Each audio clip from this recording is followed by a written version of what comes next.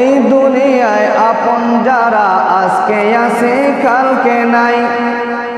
দয়াল নবী মায়ার নবী আপনা সবার, আপনা সবার।